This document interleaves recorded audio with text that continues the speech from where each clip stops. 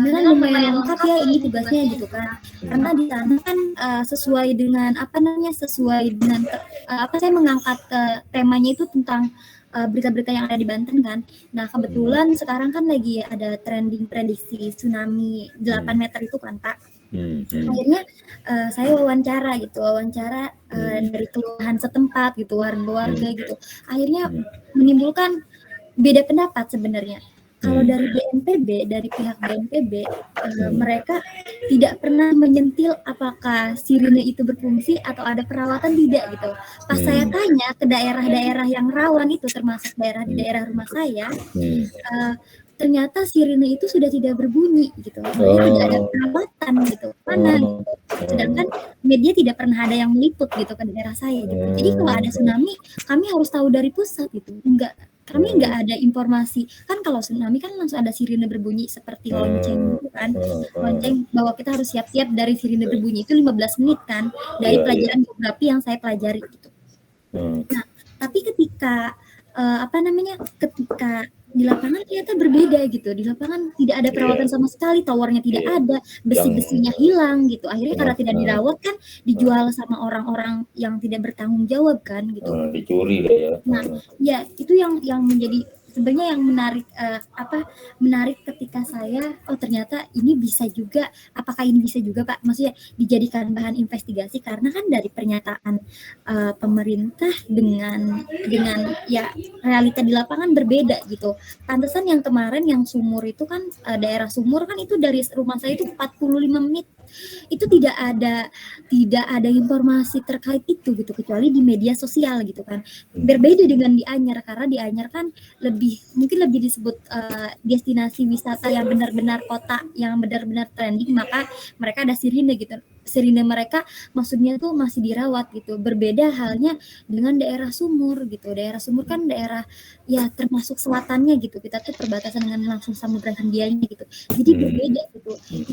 Itu yang menjadi keluhan juga masyarakat gitu kan. Keluhannya seperti ini Pak, mereka itu panik setiap ada pemberitaan gitu. Mereka takut melaut ketika ada pemberitaan, tapi karena kebutuhan gitu kan, jadi mereka tetap melaut gitu. Tapi ada juga, ini juga berkaitan dengan orang-orang yang sekolah, soalnya ada beberapa sekolah kan berada di tepian pantai, maksudnya di dekat-dekat pantai gitu, daerah-daerah rawan tersebut gitu. Nah itu sangat rawan gitu, sehingga baru pihak sekolah gitu yang mengatakan ada mitigasi gitu, maksudnya ada pelatihan mitigasi di sekolah doang gitu, berbeda dengan masyarakat umumnya gitu, belum ada pelatihan mitigasi itu gitu, penanggulangan bencana, kesiapsiagaan kita harus kemana larinya gitu, apalagi kemarin kan gedung shelter itu kan dikorupsi gitu, jadi gedung shelternya udah dibangun tetapi biaya perawatannya itu dikorupsi oleh pemimpin di sana gitu, udah ada pemberitaannya juga. Nah tapi untuk yang sirine itu belum sama sekali gitu. Itu bagaimana ya Pak? Iya, itu bisa dilakukan langkah dini, langkah awal, bukan menginvestigasi. Jadikan berita dulu aja. Awalnya investigasi muncul dari adanya berita dulu, gitu. Buat berita aja, Mel. Berita lempang juga bisa. Jadi belum masuk ke feature bahwa ini tidak berfungsi, di mana terus ada fotonya. Itu udah jadi berita aja cukup. Untuk melihat lebih jauh kemungkinan bahwa itu diinvestigasi, mulai muncul syarat-syaratnya. Apakah ini beritanya memang masuk unsur kepentingan di Provinsi Banten tadi ya, seberapa besar itunya dampaknya. Biasanya investigasi itu memperhatikan dampaknya juga, pengaruhnya setelah diberitakan. Karena itu pertimbangan untuk melakukan investigasi juga masuk pertimbangan seberapa jauh suksesnya. Artinya yang ditegur investigasi kan itu bersifat menegur sebetulnya, menegur pihak yang menutupi informasi. Ditegur supaya ada perbaikan. Ya, kalau ternyata itu lebih jauh masalahnya menyangkut kepentingan uang yang dikorupsi dan nilainya tinggi ya, terutama kalau nilainya nggak begitu tinggi, itu biasanya jadi berita aja udah cukup, nggak usah terlalu udah jadikan investigasi.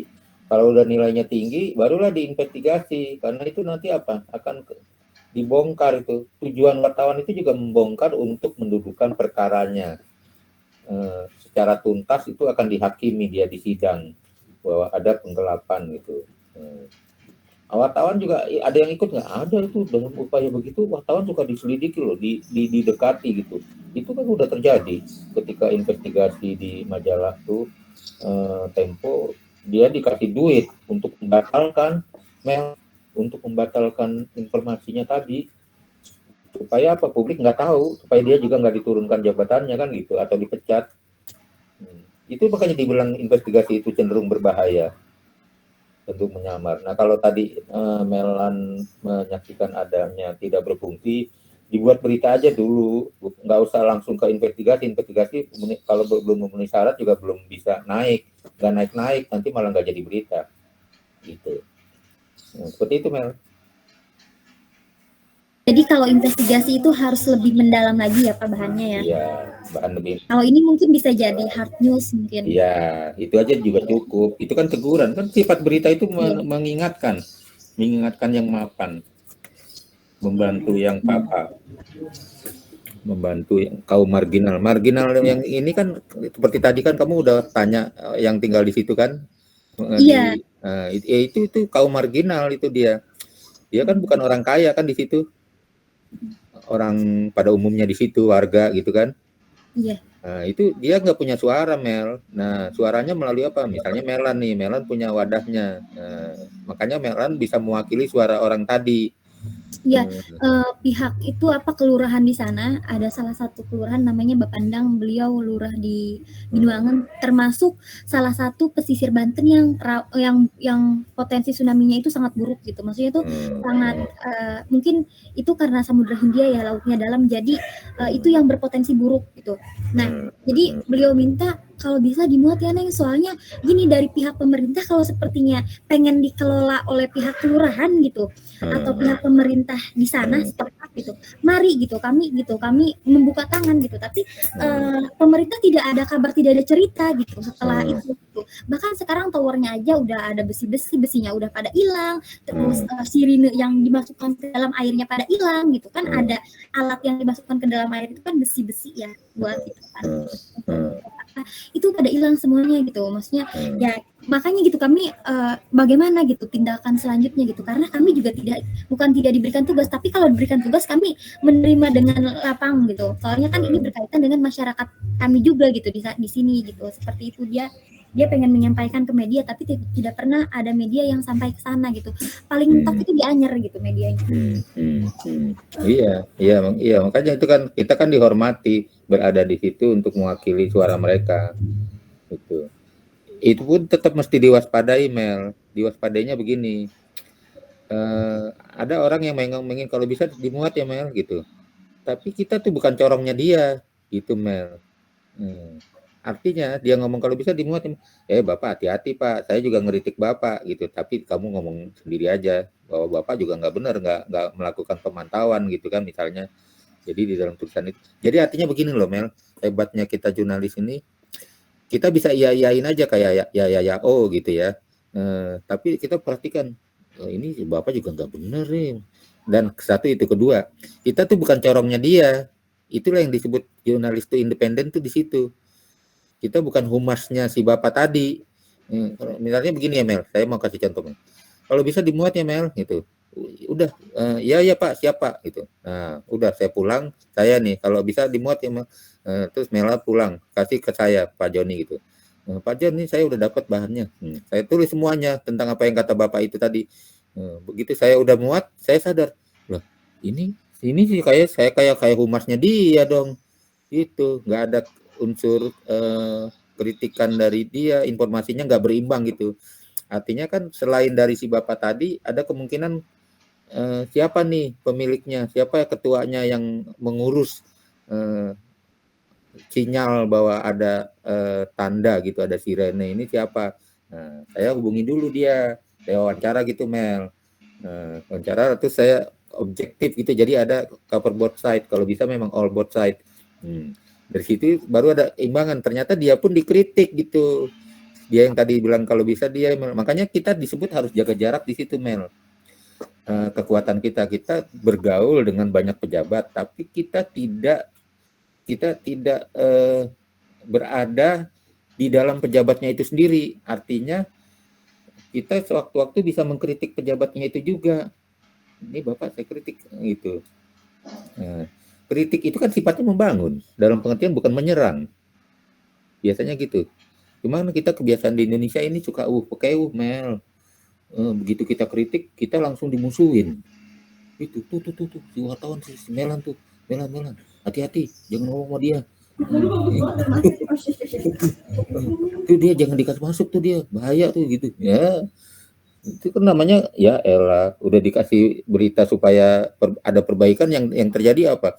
Dimusuhin dan nggak dikasih fasilitas. Baru nggak, jangan sampai itu yang disebut juga kita mengkritik, tapi yang dikritik tidak merasa tersinggung. Nah, itu ada seninya, Mel, seni kritik. Makanya kamu jauh-jauhin media sosial dengan cara berpikir jalan pintas. Media sosial yang kamu harus pegang, media sosial yang bisa memberikan solutif gitu. Kayak si itunya, kayak film pendeknya Tilik tuh, Tilik solutif. Jadi artinya media sosial yang memberi jalan keluar itu jarang, makanya harus jangan mau kita tuh jadi dijadikan corongnya orang yang bikin hoax. Udah bikin hoax, nilai kadar aktualitasnya nggak bagus, narasumbernya nggak jelas, saya broadcast lagi, saya sebarkan, ini seneng banget dia. Iya asik, Pak Joni ikutan nyebar luasin, padahal gue udah bikin hoax tuh.